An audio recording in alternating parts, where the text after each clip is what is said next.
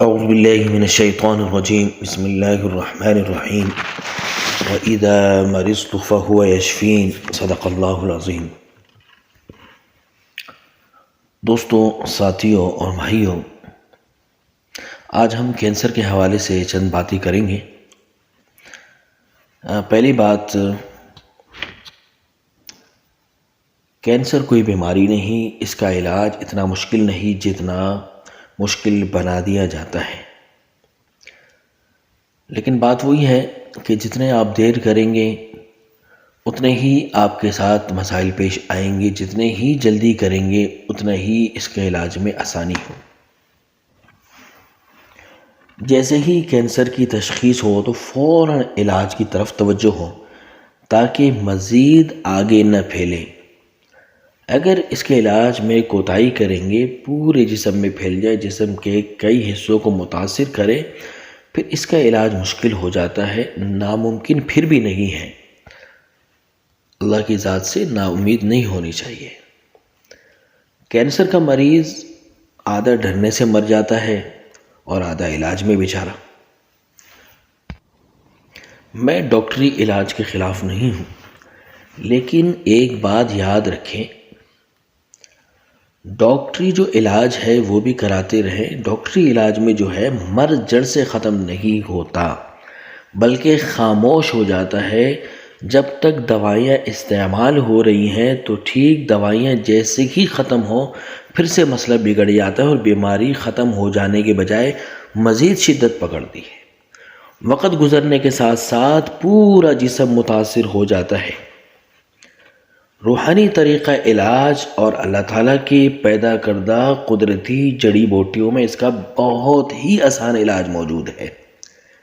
لیکن وہی بات ہو گئی کہ دیر نہ کریں۔ دیر کریں گے تو پھر مسائل بڑھتے جائیں گے، جب مسائل بڑھتے جائیں گے تو علاج مشکل ہو جائے گا۔ پہلے یہ سمجھ لیے کہ کینسر ہے کیا، بہت ہی مختصر سمجھ لیں، اتنا بڑا چڑھا کے سمجھانے کی ضرورت ہی نہیں ہے۔ جو خراب جراثیم ہوتے ہیں وہ بڑھ جاتے ہیں، اچھے جراثیم کم ہو جاتے ہیں، خون گاڑھا ہو جاتا ہے۔ ٹھیک ہے، اب خون کو پتلا کرنے اور پاک کرنے کی ضرورت ہے، بس اتنی سی بات ہے۔ کوشش کریں کہ کیمو تھراپی سے بچیں۔ ٹھیک ہے نا، کیمو تھراپی کے ذریعے تیزی سے بڑھ رہی ہیں کینسر کے جو خلیات ہیں ان کو زہر دے کر مارنے کی کوشش کی جاتی ہے۔ اس کوشش میں ہڈیوں کا گودا، غذائی نلی اور آنتوں میں موجود تندرست خلیات بھی مر جاتے ہیں۔ کیمو تھراپی کی وجہ سے جگر، گردہ، دل اور پھیپھڑے جیسے اہم اعضاء کو نقصان پہنچتا ہے، جس کی وجہ سے مریض کئی طرح کے انفیکشن کی وجہ سے مر بھی سکتا ہے۔ ایسے بے شمار مریض جن کو کیمو کی ضرورت نہیں تھی لیکن کیمو کر دی گئی تو مریض اچھا خاصا تندرست ہوتے ہوئے بھی موت کے دروازے پر پہنچ گئے۔ معالج وہی ہے جو مریض کے جسم کی حالت کے مطابق علاج کرے، ایک علاج سے دوسرے اعضاء کو نقصان نہ پہنچے۔ کیمو مریض پر ایک ایسا بوجھ ہے جو زیادہ دیر تک مریض سے برداشت نہیں ہوتا۔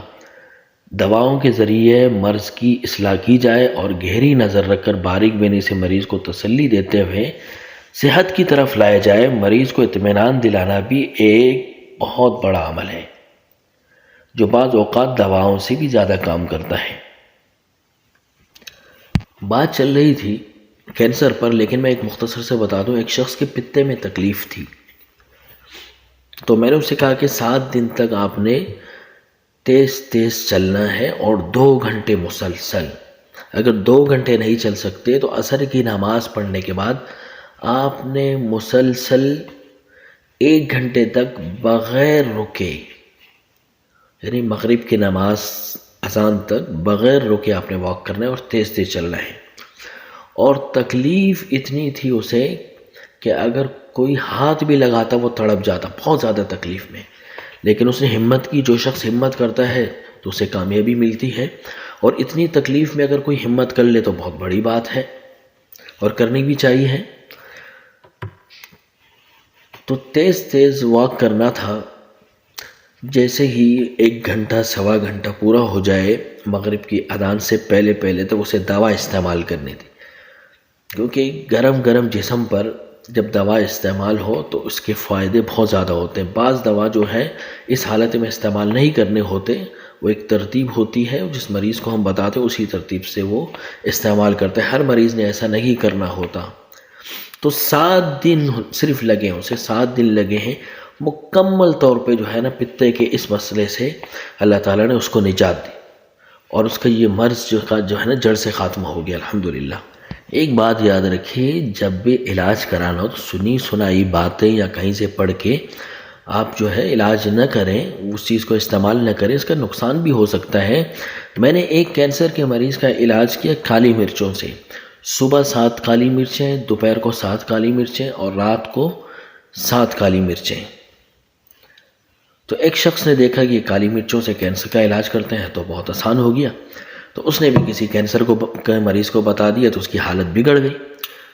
تو ہر مریض کی کیفیت کے مطابق جو ہے اس کا علاج کیا جاتا ہے، کسی کو دیکھ کے یا کہیں سے پڑھ کے قدم نہیں اٹھانا چاہیے، اس سے اپنے آپ کو بھی اور مریض کو نقصان میں ڈال سکتے ہیں۔ شافی حقیقی صرف اللہ تعالیٰ کی ذات ہے، اگر اللہ تعالیٰ کو منظور نہ ہو تو تمام روئے زمین کے معالجین، ڈاکٹر، حکیم حضرات سب مل جائے تو ایک معمولی سی مرض نزلہ زکام کا علاج بھی نہیں کر سکتے۔ ہمیشہ ہماری یہی کوشش ہوتی ہے کہ اللہ تعالیٰ مریضوں کو صحت عطا فرمائے اور اتنے پیسے لیے جائیں کہ مریض پر بوجھ نہ بنے، ٹھیک ہے؟ تو جو بھی کینسر کے مریض ہیں جہاں کہیں پر بھی ہیں، میرے اس پیغام کو زیادہ سے زیادہ ان تک پہنچائے کہ کینسر کے مریض دنیا بھر میں جہاں پر بھی ہوں ان کو پریشان ہونے کی بالکل ضرورت نہیں ہے۔ دنیا میں کوئی ایسی بیماری نہیں جس کا علاج موجود نہ ہو، بس تھوڑی سی محنت، تھوڑی سی توجہ کی ضرورت ہے۔ موجودہ زمانے میں نئی بیماریاں آ رہی ہیں، ان میں سے ایک خطرناک مرض گردوں کا ہے، جس میں گردے اپنے فاسد مادوں پیشاب کے ذریعے معمول کا اخراج کم کرتے کرتے آہستہ آہستہ بالکل بند کر دیتے ہیں اور سکڑنا شروع ہو جاتے ہیں۔ جب ان فاسد مادوں کی مقدار خون میں غیر معمولی طور پر بڑھ جاتی ہے، اس کی وجہ سے پیچیدگیاں بڑھنے لگتی ہیں جن سے بعض اوقات جان جانے کا خطرہ ہوتا ہے۔ تو ڈاکٹر حضرات اس مرض کو لاعلاج تصور کرتے ہوئے ایسے مریضوں کو ان فاسد مادوں کے اخراج کے لیے گردوں کے ڈائلیسس کا مشورہ دیتے ہیں تاکہ ان مادوں کے اخراج کے بعد جسم اپنی معمولی حالت پر واپس آ جائے۔ لیکن المیہ یہ ہے کہ ایک بار جب مریض ڈائلیسس کروانا شروع کر دیتا ہے تو تاعمر اسے ہفتے میں مرض کی نوعیت کے اعتبار سے 1، 2 یا 3 بار یہ عمل کروانا پڑتا ہے، کیونکہ جب 2-3 ماہ تک گردے اپنا کام یعنی فاسد مادوں کا اخراج نہیں کرتے تو وہ مستقل طور پر ناکارہ ہو جاتے ہیں۔ اللہ تعالیٰ کی رحمت پر نظر کی جائے تو یہ بات بعید از قیاس ہے کہ کوئی مرض دنیا میں پیدا ہوا ہو اور اس کی شفا حق تعالیٰ کی طرف سے نہ اتاری گئی ہو۔ بندہ عرصے سے اس موذی مرض کے توڑ کے لیے فکر مند تھا، اللہ تعالیٰ نے مدد فرمائی۔ ایک سادہ مگر تیر بہدف نسخہ سامنے آیا جن کو مریضوں پر استعمال کروا کر تقریباً 40 سے 70% مریضوں کے گردے دوبارہ کام کرنا شروع ہو گئے الحمدللہ، اور وہ ڈائلیسس سے بچ کر نارمل زندگی گزارنے کے قابل ہوئے۔ یہ وہ مریض ہیں جن کو کم سے کم 3 مہینہ یا 6 مہینہ ڈائلیسس کرواتے ہوئے، یا وہ جنہوں نے ابھی تک ڈائلیسس شروع نہیں کروایا، ڈاکٹر نے مشورہ دیا۔ تو اس لیے جن ساتھیوں کو یہ مسئلہ ہو، ڈاکٹر نے ڈائلیسس کا کہا ہو تو جلد از جلد رابطہ کریں، کیونکہ جب ڈائلیسس کی طرف جاتے ہیں تو چند ماہ کے اندر گردے جو ہے نکارے ہو جاتے ہیں۔ میرا یہ پیغام زیادہ سے زیادہ لوگوں تک پہنچائے۔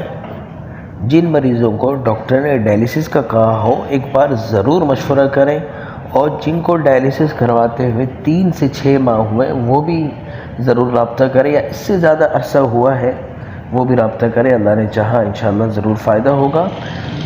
آخر میں میری دعا ہے اللہ تعالیٰ تمام مریضوں کو شفائے کاملہ عاجلہ دائمہ مستمرہ نصیب فرمائے۔ میرا نمبر نوٹ فرما لیجئے 03300752225۔ فون ہرگز نہ کریں، اس کو فون کرنا ہو رات کو 10 بجے سے 11 بجے کے درمیان فون کریں۔ اس کے علاوہ کسی بھی وقت مجھے واٹس اپ کر سکتے ہیں، جیسے کہ وقت ملے گا انشاءاللہ جواب دے دیا جائے گا۔